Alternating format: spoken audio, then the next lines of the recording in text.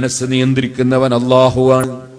സുബ്ഹാനല്ലാഹ്, ഞാൻ ഓർക്കുകയാണ്, എനിക്ക് യാത്ര പോകാൻ വേണ്ടി, യാത്ര ചെയ്യാൻ വേണ്ടി ഞാനിവിടെ വന്ന ഒരു വണ്ടിയുണ്ട്, ഒരു കാറുണ്ട്. അത് മലപ്പുറം ജില്ലയിലെ ഒരു നല്ല മനുഷ്യൻ വാങ്ങിത്തന്നതാണ്.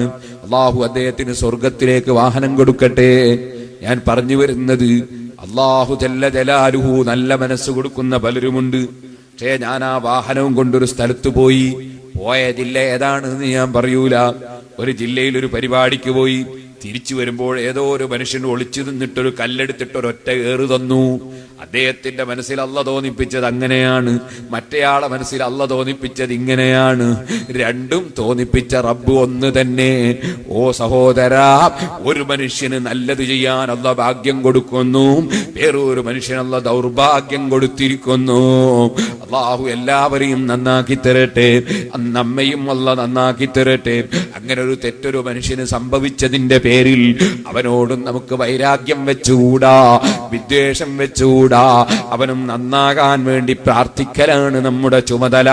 കാരണം എന്തുകൊണ്ട് ചോദിക്കട്ടെ, ഞാൻ നിങ്ങളോട് പറയട്ടെ.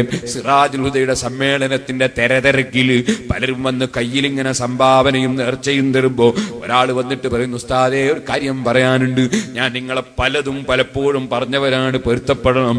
ഞാൻ അദ്ദേഹത്തോട് പറഞ്ഞു, നിങ്ങൾ പറഞ്ഞത് പൊരുത്തം, ഇനി പറയുന്നതും പൊരുത്തം, നിങ്ങൾക്കും പൊരുത്തം, ഇപ്പോൾ പറഞ്ഞുകൊണ്ടിരിക്കുന്നവർക്കും പൊരുത്തം, ഇനി പറയുന്നവർക്കും പൊരുത്തം, ലോകത്തെ എല്ലാവർക്കും പൊരുത്തം. പക്ഷേ എന്റെ ദോഷം അല്ല പുറത്തു തരാൻ വേണ്ടി നിങ്ങൾ അല്ലാഹുവിനോട് പറയണം.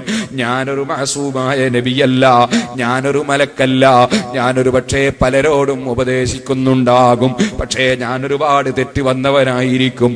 അരം എന്ന് പറഞ്ഞൊരു സാധനമുണ്ട് ലോകത്ത്. അരം എന്ന് പറഞ്ഞാൽ ആ സാധനം എന്താണ്?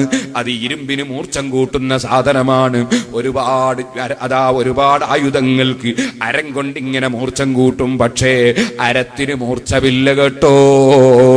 തക്കാളി മുറിക്കാൻ പോലും അരം പറ്റുകയില്ല.